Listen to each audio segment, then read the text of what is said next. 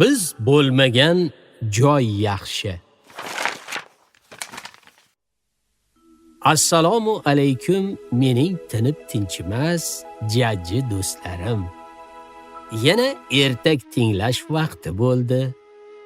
Bugun men sizlarga hindlarning biz bo'lmagan joy yaxshi deb nomlangan ertagini aytib beraman. Yaxshilab joylashib olib, diqqat bilan tinglang. Bor ekan u yo'q ekan, och ekan u to'q ekan. O'rmonda sherlar hokim bo'lgan bir zamonda bir voqea bo'lib o'tgan ekan. Shahar chekkasidagi tamarhindi daraxti tagida bir uyum keraksiz narsalar yotar ekan. O'sha joyda qarag'aydan yasalgan bir quti ham bor ekan. Shu qutini kichkina bir sichqoncha teshib, o'ziga in qilib olibdi. Mushuk, it yo kalxat ko'rindi degunicha sichqon lip etib iniga kirib ketar ekan. O'sha daraxtning ustida bir chumchuq ham yashar ekan. U sichqon bilan qadrdon do'st ekan. Kunlardan bir kuni chumchuq sichqonning uyiga, qutiga qo'nib, ichkariga mo'ralabdi. Buni ko'rgan sichqon chumchuqdan faxr bilan so'rabdi. Qalay, uyim senga yoqdimi? Buningni uy deb ham bo'lmaydi-ku. Deraza, eshigi qani? Men bunaqa joyda bo'g'ilib bo'lardim. Yo'q, bu uy emas, oddiygina bir quti, xolos. To'g'ri, bu quti. Lekin uning deraza hamda eshigi bo'lganida meni doim mushuk poylagan bo'lardi-da. Chumchuq esa ayb topishda davom etib, sira tinchimabdi. Mana bu nima? Nega shuncha bug'doyni bu yoqqa kiritib olding? Umrbod shuni yeysanmi? Axir ovqatsiz qanday tirikchilik o'tkazaman? Qolaversa, qora kunga deb ko'proq g'amlab qo'yganman. Kerakli yukning og'irligi bo'lmaydi. Quloq sol. Shu yaqinda bir boy dehqon bor. O'shaning yeriga borsang, so'z bo'lardi. U yerda bug'doy tog' bo'lib o'yilib yotibdi. Uyilgan bo'lsa, nima qilibdi? Sen u yerda tirikchilik qilayotgan yuzlab sichqonlarni go'l deb o'ylaysan-da? Go'l deb o'ylaysan-da? Bilsang, ularning eshigi ham bug'doy, teshigi ham bug'doy. Sichqon chumchug'ining gapiga avval ishonmabdi. Bechora sichqonlarga ana shunday baxt kulib boqqaniga axir qanday qilib ishonsin? Ammo sichqonning qiziqishi tobora ortaveribdi. Xo'p, sen aytgancha bo'la qolsin. U yerga qanday boriladi? To'g'ri, sharq tomonga ketaverasan. 3 chaqirimcha yursang, yetasan. Chumchuq gapini tugatgach, pir etib daraxtga qo'nibdi.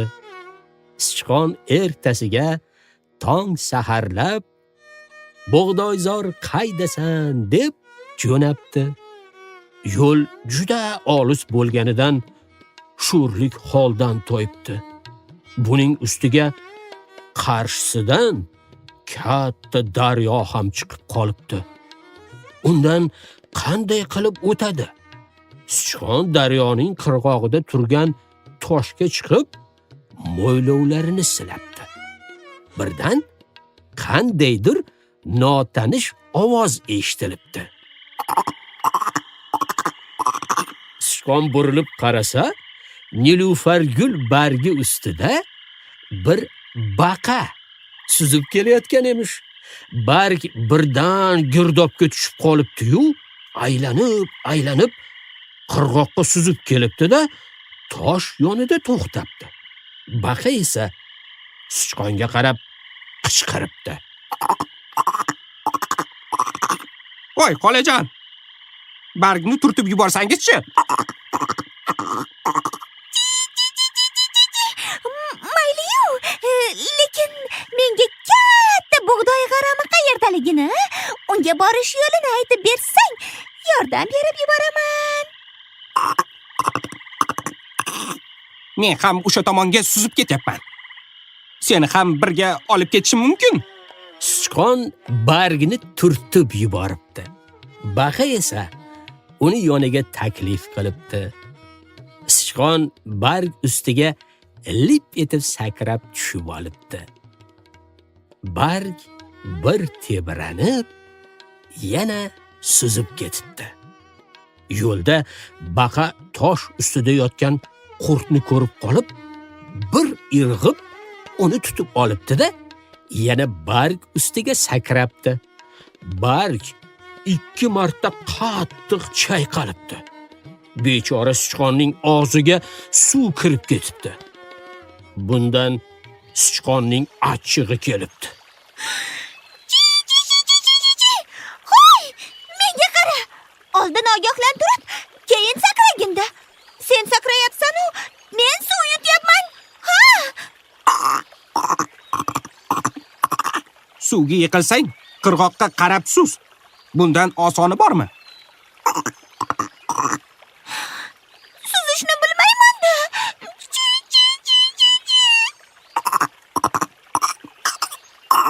Suzishni bilmaganingdan keyin dunyoda yashab nima qilarding? Shu payt baqa yana qurtni ko'rib, bir sakrab uni ham tutib olibdi. Bechora sichqon esa suvga ag'anab tushib cho'ka boshlabdi. Baxtiga yonginasida bir xoda oqib kelayotgan ekan. Sichqon amal taqal qilib uning ustiga tirmashib chiqib olibdi. Ko'p o'tmay xoda qirg'oqqa yaqinlashibdi.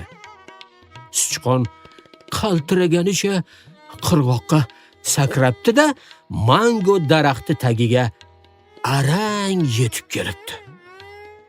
Daraxt tepasidagi olmaxon uni ko'rib pastga tushibdi. Sichqonning burnidan tinmay suv oqar, ha deb aksirar va shu qadar yo'talarkanki, olmaxonga sayohati haqida zo'rg'a hikoya qilib beribdi. Xolajon, senga o'rgatishim odobdan emas, biroq birovni ishiga qo'l urma, so'ngra tashvishdan qutula olmay yurma deb bekorga aytmaganlar. Bo'lar ish bo'pti. Bekorga javrash behuda. Senga sochiq keltiraman. Artinsang, ancha isinib qolasan. Olmaxon lip etib kovakka kirib ketibdi-da, sochiqni olib chiqibdi. Sichqon sochiqqa o'ranib, ancha isinib, o'zini juda yaxshi his qila boshlabdi. U olmaxonga minnatdorchilik bildiribdi. Olmaxon xonim, sochig'ingiz bo'lmaganida ishim chatoq bo'lardi. Umrbod sizdan qarzdorman. Ana shundan so'ng sichqon olmaxon bilan xayrlashib, yana yo'lga tushibdi. Yuraveribdi. Qarasa, daraxtda qarg'a o'tirgan emish. Sichqon undan so'rabdi. Bug'doy g'arami bor yergacha hali uzoqmi? Qar. Ho, ana. Shundoqqina ko'rinib turibdi-ku. 40 marta qanot qoqilsa kifoya. Qar. Qarg'aning qanoti mening oyog'im emas. Men ehtimol kamida 4 soat yursam kerak. Shuncha yo'lni bosib o'tdim. O'sha bug'doyzorni albatta ko'rib ketishim kerak. U yana yo'lida davom etibdi. Nihoyat sichqon bug'doyzorga yetib borib, dalaning o'rtasidagi katta bug'doy g'aramiga ko'zi tushibdi. Bu yerdagi bug'doylarni ko'rib, bechora sichqon qichqirib yuboribdi. Chindan ham bu yerda bug'doy tog'i bor ekan. Umrim bino bo'lib, buncha ko'p bug'doyni ko'rmaganman. Haqiqatan ham bunday bug'doy koni yuzlab sichqonlarni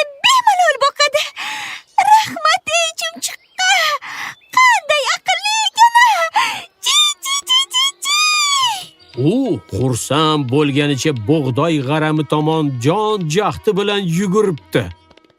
Yaqinroq borib qarasa, bug'doy g'aram degulik emas.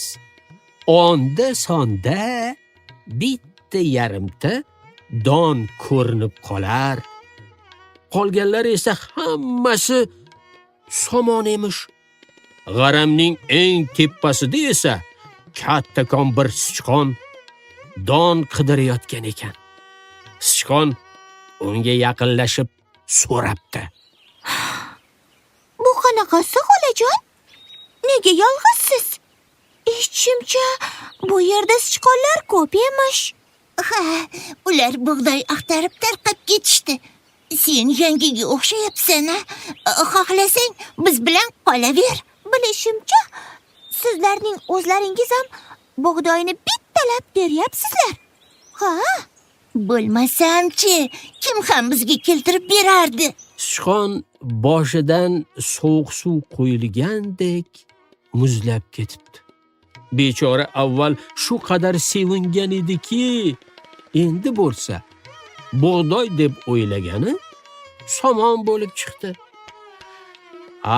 Uzoqdagi quyruqdan yaqindagi o'pka yaxshi degan maqol shu ekanda. Sichqon chekkaroqqa o'tirib olib, o'ylay boshlabdi. Uyimda yomon yashayotgan edimmi? Nimalarni orzu qilib bu yerlarga keldim-a? Sichqon osmonga qarasa, kaptar uchib ketayotgan emish. Ehtimol uning ko'ziga ham bug'doy ko'rinib ketgandir. Kaptar g'amgin o'tirgan sichqonni ko'rib, undan so'rabdi.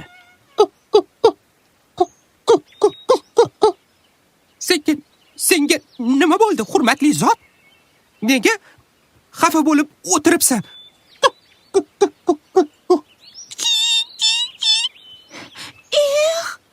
Bu yerga kelish uchun shunchalar qiynaldimki, chumchuqning gapiga kirib, issiqqina inimni tashlab kelibman.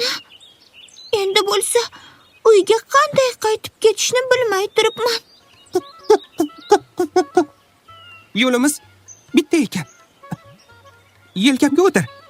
Seni birpasda eltib qo'yaman. Sichqon kaptarning yelkasiga o'tiribdi va uyiga qanday yetib kelganini sezmay qolibdi.